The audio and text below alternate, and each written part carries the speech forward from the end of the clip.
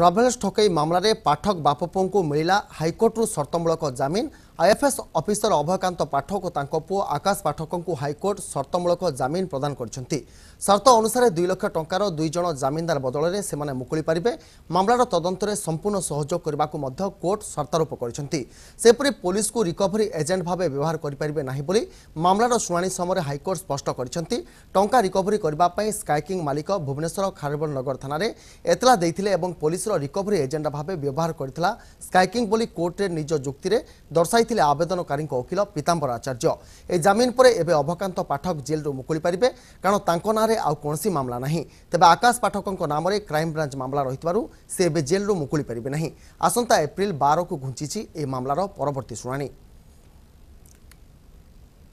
स्काईकिंग मामला रे आज माननीय हाईकोर्ट अभय पाठक एवं आकाश पाठक उभय को जमीन प्रदान करचंती। सेथिरे मुख्य जुक्ति थिला हमर जे पुलिस को एक रिकवरी एजेंट हिसाब रे कंप्लेनेंट व्यवहार करचंती। तांकर किछि बाकिया देय को वसूल करबा पई पुलिस को निवेदन करचंती। तांकर जो अभियोग बा एफआईआर दाखल करथिले।